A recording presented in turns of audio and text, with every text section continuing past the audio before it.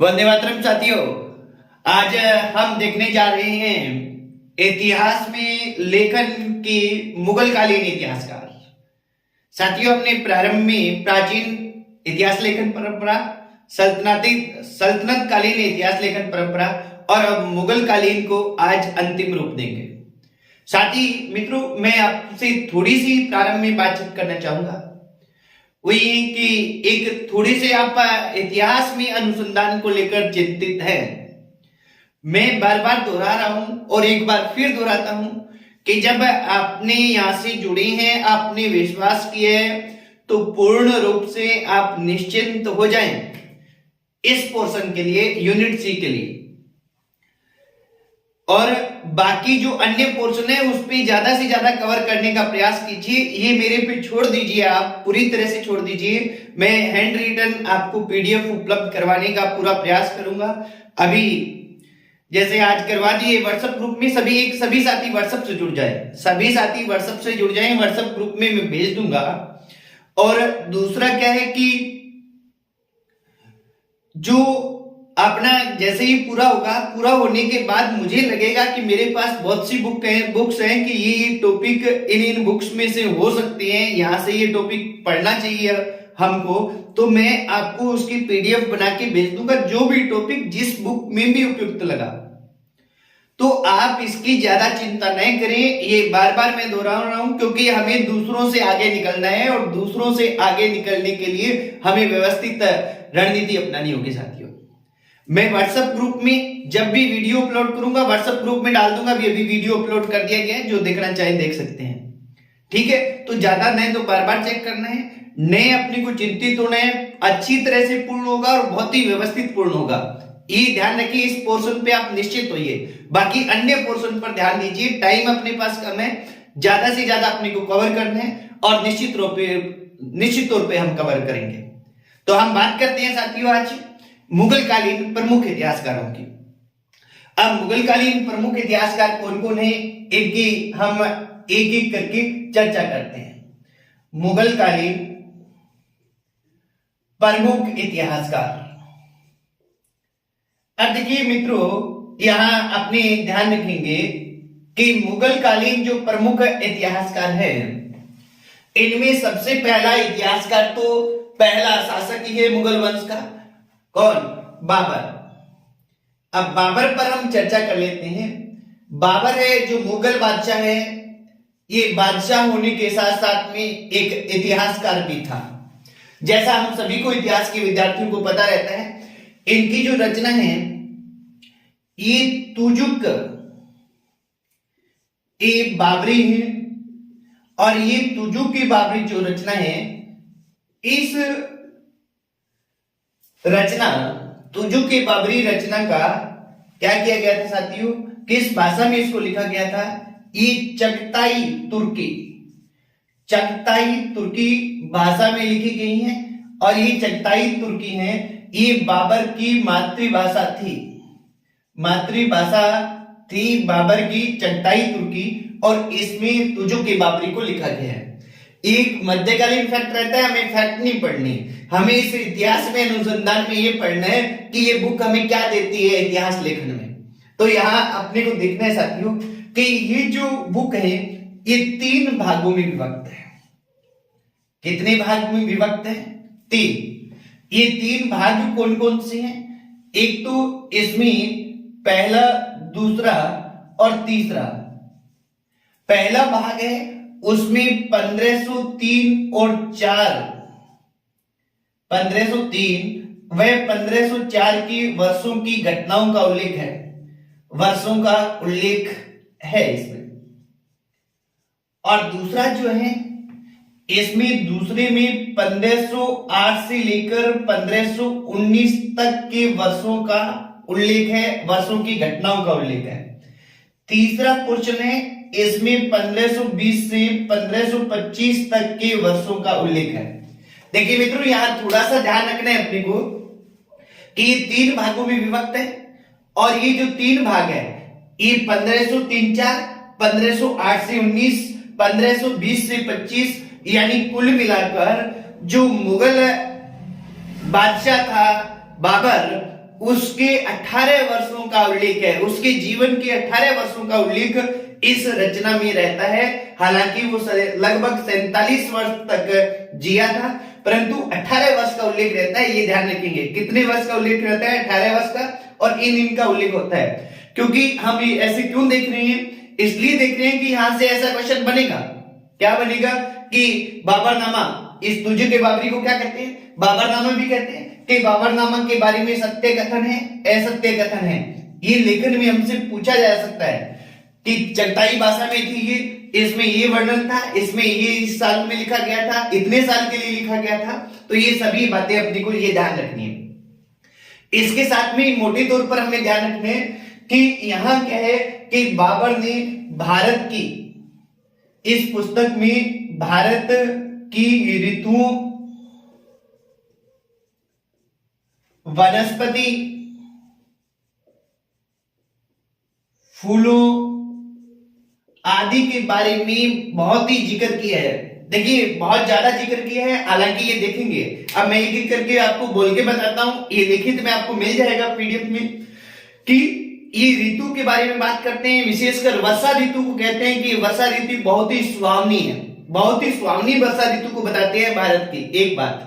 दूसरा ये कहते हैं कि अपनी पुस्तक में कि हम जो तीर धनुष लेके आते हैं फारसिया से, अगर वो यहाँ की वर्षा ऋतु में उपयोग में लेने चाहें तो नहीं ले पाते, क्योंकि यहाँ परिस्थिति अलग है।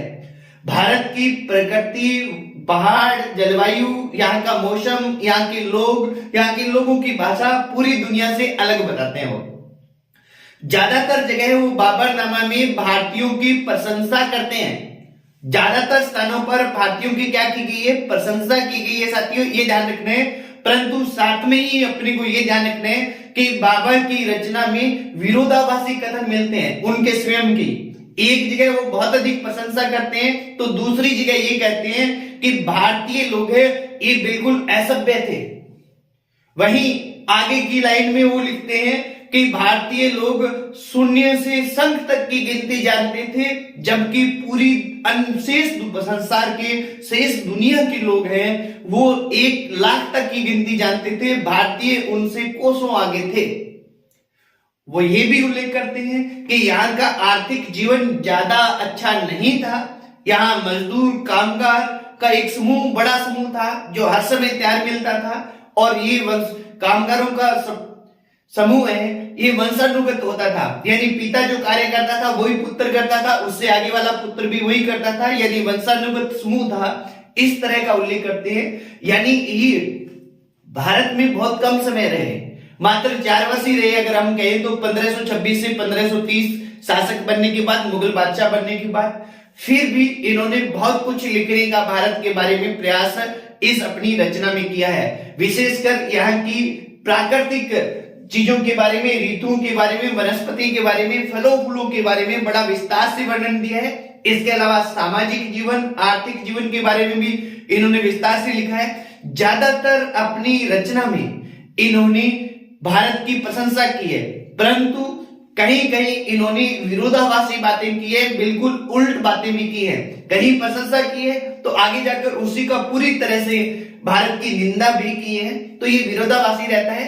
पर कुछ भी कहें, अगर हम एक इतिहासकार हैं, हमें एक इतिहास की जानकारी रखनी है, तो निश्चित तौर पर बाबर का बाबरनामा, बाबर की तुझो के बाबरी है, वो एक मुगल काल के लिए मील का पत्थर साबित होती है, नींव का पत्थर साबित होती है। ये अगर हम कहें तो कोई अतिशयोक्ति नहीं होगी। तो ये रहता है सर साथियों बाबर। और बाबर के बाद नेक्स्ट अपने देखते हैं, पहले अगला जो हमारा बाबर के बाद हम बात करेंगे, वो बात करेंगे ख्वांदा मीर की। ख्वांदा मीर है, ये हुमायूं का समकालीन था, और ख्वांदा मीर की 2 रचनाएं हैं। दूसरा किसकी बात कर रहे हैं हम? ख्वांदा मीर की।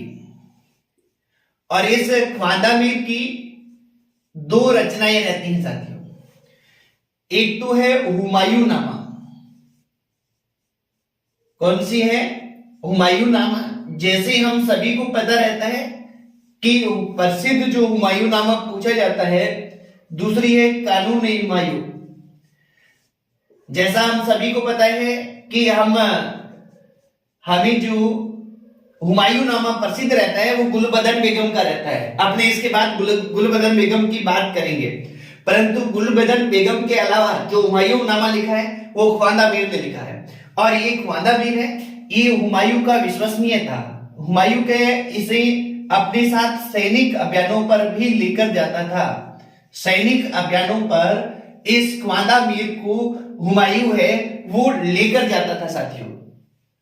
यहाँ देखिए हुमायूं नामा में किसका उल्लेख क्या किया है, एक तो ये हुमायूं के कहने पर लिखनी प्रारंभ की है, यानी हुमायूं के आदेश पर इसका लेखन प्रारंभ करता है ख्वाजा मीर। सेकंड, ये हुमायूं के ज्योतिष, क्योंकि हुमायूं के ज्योतिष में बहुत अधिक इंटरेस्ट रखता था। ज्योतिष व नक्षत्र, देखिए जैसा हम सभी को पता रहता है कि ये 7 दिन अलग अलग वस्त्र पहनता था अपने, जब मध्यकालीन भारत पढ़ते हैं तो ये नक्षत्र और ज्योतिष में अत्यधिक विश्वास करता था। इसकी रुचि के बारे में यहाँ हुमायूं के बारे में उल्लेख किया गया है। इसमें इमारतों के बारे में बताया गया है। हुमायूं ने जो इमारतों का निर्माण करवाया है उन इमारतों के बारे में इस रचना में उल्लेख किया गया है हुमायूं नामा में। कौन सी हुमायूं नामा में? जो ख्वाजा मीर की हुमायूं नामा है उस रचना में। तो ये अपने को ध्यान रखना है, हुमायूं के आदेश पे लिखी गई है, ज्योतिष और नक्षत्र का ज्ञान है और साथ में इमारतों के निर्माण की विस्तार से चर्चा की गई है। इसके साथ जो हुमायूं के प्रशासन के नियम अधिनियम आदेश थे उनका भी उल्लेख इसमें मिलता है। इसके बाद में साथियों ये कानून ए हुमायूं है। ये कानून ए हुमायूं जो रचना है ख्वाजा मीर की, इस रचना में क्या मिलता है? इस रचना में तत्कालीन सामाजिक व आर्थिक जीवन का उल्लेख है। किसका उल्लेख है? सामाजिक व आर्थिक जीवन का उल्लेख इस रचना में किया गया है मित्रों। और इसके साथ ही यहाँ कुरान का निचोड़ भी इसमें लिखा गया है, यानी कुरान का सारांश, कुरान का जो सारांश है वो इस रचना में दिया गया है मित्रों। दूसरी कानून ए हुमायूं जो रचना है इसमें। तो ये ख्वाजा मीर की 2 रचनाएं हैं और इनकी विषय वस्तु ये रहती है। इनकी विषय वस्तु से संबंधित क्वेश्चन आ सकता है, कौन सी चीजें इसमें है कौन सी नहीं है, मोटे तौर पर यहां से क्वेश्चन बन सकता है मित्रों। तो ये ख्वाजा मीर को ध्यान रखेंगे। ख्वाजा मीर के बाद में हम बात करते हैं आगे हम नेक्स्ट स्टेप की ओर बढ़े तो हम बात करेंगे गुलबदन बेगम की। गुलबदन बेगम, ये गुलबदन बेगम है, इनका कौन थी? ये हम सभी को पता रहता है कि ये बाबर की पुत्री हैं, बाबर की पुत्री थी। और गुलबदन बेगम जो है ये हुमायूं की बहन है और प्रारंभ में ये काबुल में रही हैं। बाबर की मृत्यु हुई तब ये छोटी सी बच्ची थी, मात्र 7 वर्ष की। इसकी प्रसिद्ध रचना है वो है हुमायूं नामा। हुमायूं नामा रचना है किसकी? गुलबदन बेगम की। गुलबदन बेगम, ऐसा क्वेश्चन भी आ चुके हैं मुगल इतिहास में, इतिहास लिखने वाली महिला है ये, राजवंश की महिला है जिसने क्या है कि इतिहास की पुस्तक लिखी है। अब अपने देखिए इतिहास, इस हुमायूं नामा के गुलबदन बेगम वाले के 2 भाग हैं। इन 2 भाग से पहले अपने को ये पता होना चाहिए कि गुलबदन बेगम ने हुमायूं नामा जो लिखा है वो किसके कहने पे लिखा है। देखिए यहां थोड़ा सा मैं बता दूं कि गुलबदन बेगम प्रारंभ में कहां रहती हैं? प्रारंभ में काबुल में रहती हैं। और जब काबुल में रहती है तो इनकी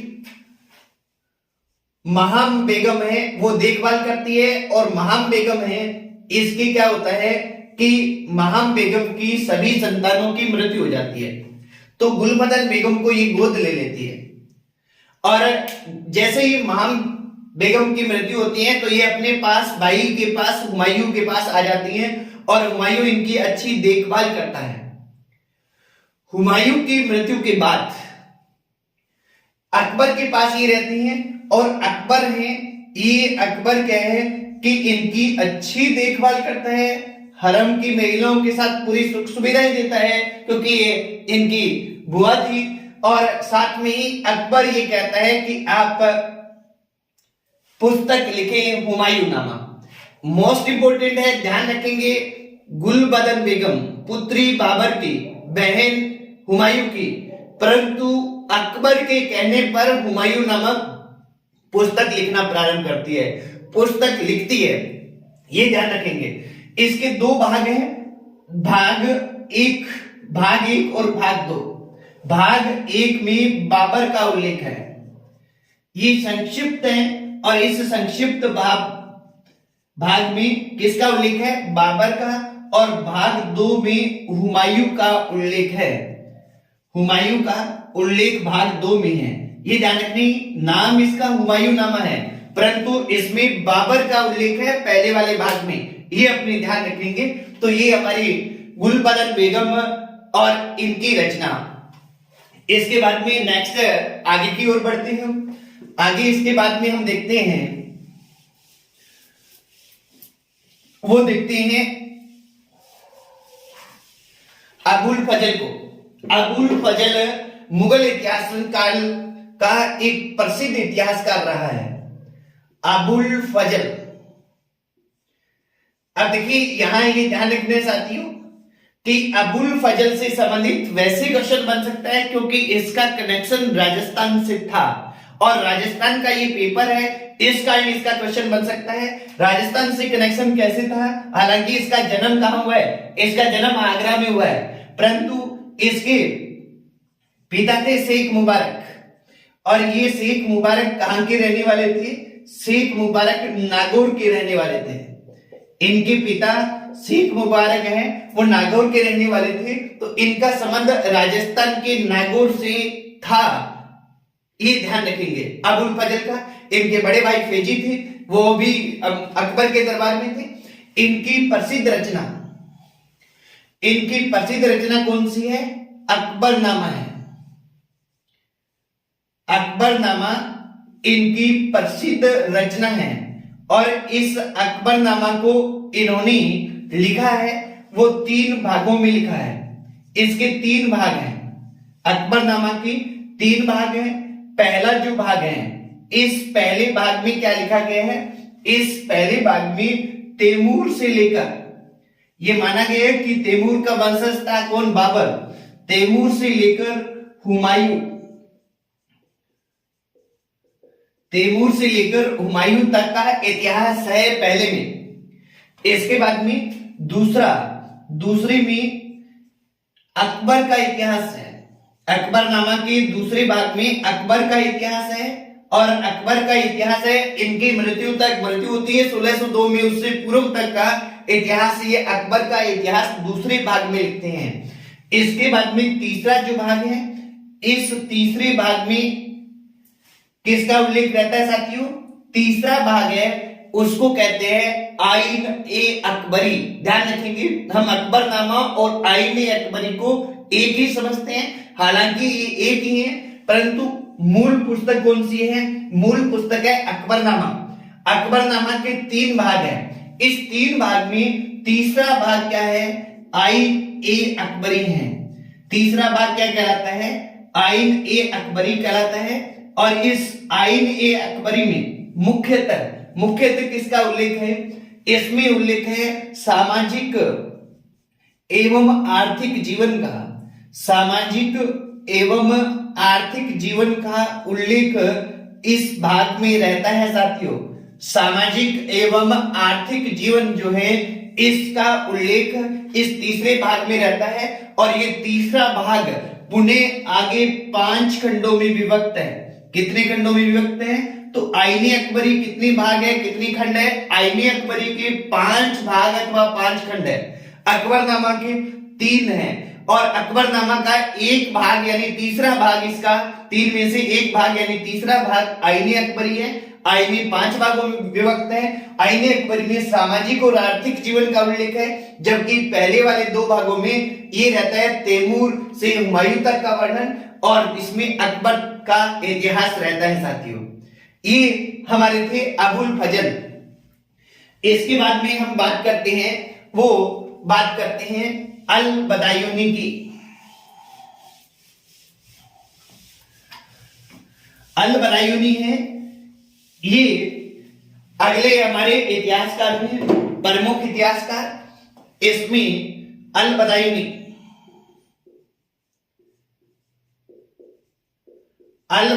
है, इनका मूलतः जो नाम था वो अब्दुल कादिर था। बदायूं में इनका जन्म हुआ था, इसलिए ये बदायूनी के नाम से जाने गए। इनकी जो प्रसिद्ध रचना है, इन्होंने बहुत से ग्रंथ लिखे हैं, कोई एक ग्रंथ नहीं लिखा है, ये हम ध्यान रखे देंगे अच्छी तरह से। और इनकी जो प्रसिद्ध रचना है, ये प्रसिद्ध रचना है मुंतखब उल तवारीख। मुंतखब उल तवारीख इनकी प्रसिद्ध रचना है। अब देखिए साथियों, यहां एक विशेष बात ध्यान में रखेंगे कि ये पुस्तक है वो 1596 में पूर्ण हो गई है, यानी लिखकर इसे इन्होंने पूर्ण कर दिया है। 1605 में अकबर की मृत्यु होती है। अकबर की मृत्यु के बाद ही इसको छुपाया जाता है, पहले नहीं छुपाया जाता, इसके बाद ही छुपाया गया। हालांकि ये 1596 में लिखकर पूर्ण कर दी गई है। इसका विशेष कारण ये था कि इस पुस्तक में ये क्या था, ये अल बदायूनी है, ये कट्टर सुन्नी मुसलमान था। कट्टर सुन्नी मुसलमान था, और कट्टर सुन्नी था इसलिए ये क्या है, एक तो उदारवादी लोग जो थे या सहिष्णु लोग थे, जैसे जिनमें मुख्यतः कौन शामिल थे, अकबर था, अबुल फजल था, और अबुल फजल का भाई फेजी था। अबुल फजल का भाई फेजी था। ये तीन लोगों के बारे में कट्टर आलोचना की गई है, अपशब्दों का उपयोग किया गया है, असभ्य भाषा लिखी गई है। हालांकि इन्हीं के दरबार में रह रहा था ये, और इसने क्या है कि यहाँ कट्टरता दिखाई है। ये कट्टर सुन्नी मुसलमान था, तो ये एक तो उदारवादी लोगों के खिलाफ था, एक शिया मुसलमान थे, इनका कट्टर दुश्मन था ये अल बदायूनी। तो इसने अकबर की, अबुल फजल के और फेजी के विरुद्ध असभ्य शब्दों का प्रयोग किया है, अपशब्दों का प्रयोग किया है अपनी इस रचना में। इस कारण ये 1596 में पूर्ण हो जाती है। फिर भी ये अकबर की मृत्यु के बाद छुपाई जाती है, अकबर के काल में नहीं छुपाई जाती। ये एक फैक्ट ध्यान रखेंगे।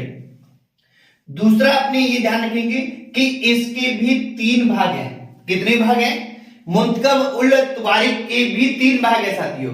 मुंतखब उल तवारीख का जो पहला भाग है, इस पहले भाग में किसका उल्लेख है? इसमें गजनवी से लेकर महमूद गजनवी है, इससे लेकर हुमायूं तक का उल्लेख है। महमूद गजनवी से हुमायूं तक का उल्लेख पहले भाग में रहता है अल बदायूनी की रचना में। दूसरा अपनी ध्यान रखेंगे कि दूसरे में अकबर के 40 वर्षों के शासन का उल्लेख है। अकबर के 40 वर्ष के शासन का उल्लेख। 40 वर्ष यानी 40 वर्ष क्या है? ये अकबर का शासन कब प्रारंभ होता है? 1556 में होता है। 1556 से 1696 में ये पूर्ण हो जाती है। तो ये जो 40 वर्ष है, इन 40 वर्षों का, यानी अपने से ये पूछ लिया जाए कि मुंतखब उल तवारीख के बारे में कौन सा सत्य कथन है कि अकबर के काल के 1596 तक के काल का वर्णन है, अकबर के काल का 1600 तक का वर्णन है। इस तरह से क्वेश्चन बनेंगे साथियों। तो ये अपने को इस पे गौर करना है और अच्छी तरह से गौर करना है कि पहले 40 वर्षों का ये वर्णन है। इसके बाद में जो तीसरा भाग है, इस तीसरे भाग में सूफी संत और प्रसिद्ध इतिहासकारों और इस काल में इतिहासकारों और जो दरबारी थे अकबर के, इन दरबारियों किनका?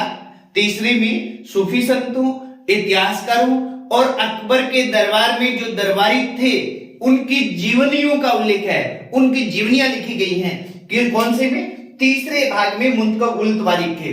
तो ये 3 भाग रहते हैं मित्रों, और ये इसके मुंतखब उल तवारीख के क्वेश्चंस रहते हैं जिन पर हमें गौर करना चाहिए, ताकि हमें किसी भी तरह के क्वेश्चंस रहे तो हम अच्छी तरह से क्लियर कर पाए। और इसके बाद में हम अंतिम इतिहासकार की ओर चलते हैं, जो यहां का रहा है मुगल काल का प्रसिद्ध अंतिम इतिहासकार, उनकी हम बात करते हैं। अल बदायूनी की बात में अपने अंतिम इतिहासकार हैं, वो है खाफी खान। पर खाफी खान से पहले थोड़ी सी हम बात कर सकते हैं, वो कर सकते हैं जहांगीर के बारे में, क्योंकि आत्मकथा किसने लिखी है? बाबर ने लिखी है और जहांगीर ने लिखी है। तो जहांगीर के बारे में बात थोड़ी सी कर लेते हैं। जहांगीर की रचना है तुजुक ए जहांगीरी। तुजुक ए जहांगीरी, ये जहांगीर की रचना है और इसी को जहांगीर नामा कहते हैं। जहांगीर नामा, तुजुक ए जहांगीरी अथवा जहांगीर नामा है। इसको पूर्ण, इस रचना को तुजुक ए जहांगीरी अथवा जहांगीर नामा को पूर्ण जहांगीर नहीं कर पाया था। जहांगीर नहीं कर पाया था, इसलिए क्यों नहीं कर पाया था? क्योंकि ये अपने अंतिम समय में बीमार हो गया था। बीमार हो गया था तो इसने मोहम्मद हादी नाम के इतिहासकार से इसे पूर्ण करवाया है। किससे करवाया है? मोहम्मद हादी नाम के इतिहासकार से इसे पूर्ण करवाया है साथियों। अब इसमें क्या है? इसमें किसका उल्लेख है? इसमें उल्लेख किया है जहांगीर ने अपने आदेशों का विस्तार से, लोगों की पदोन्नति का, निलंबन का, जो इन्होंने निलंबन किए उनका विस्तार से उल्लेख है। सबसे ज्यादा तो किसका उल्लेख है? आदेशों का। और आदेशों में भी जो पदोन्नति हुई जिन अधिकारियों की, उनका उल्लेख है, और जिनको निलंबित किया गया उनका उल्लेख है। इसके अलावा इनकी जो रचना है इसमें अबुल फजल की हत्या का उल्लेख है, ये ध्यान रखेंगे। अबुल फजल है, इनकी हत्या का उल्लेख इसमें है। और ऐसा जैसे हम सभी को पता है साथियों, ऐसा माना जाता है कि अबुल फजल की हत्या भी जहांगीर ने करवाई थी बुंदेला सरदार को कहकर। पर जो भी है, अपनी को यहां ये ध्यान रखना है कि अबुल फजल की हत्या का उल्लेख इस रचना में है, यानी जहांगीरनामा में है। इसके बाद में तीसरी महत्वपूर्ण बात कि नूरजहां से विवाह। नूरजहां से विवाह का कहीं भी उल्लेख इस रचना में नहीं है। नूरजहां से विवाह का कहीं भी उल्लेख इस रचना में नहीं है, जो एक प्रसिद्ध घटना थी और नूरजहां पे ये आसक्त था।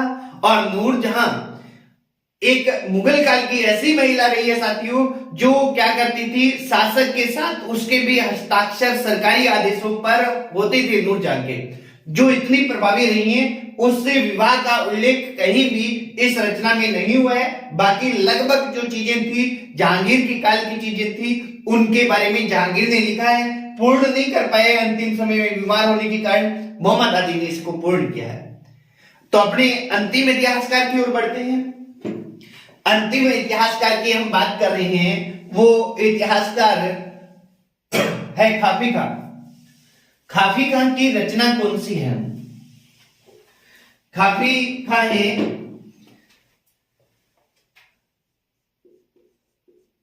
खाफी खान। इन खाफी खान की रचना है वो है मुंतखब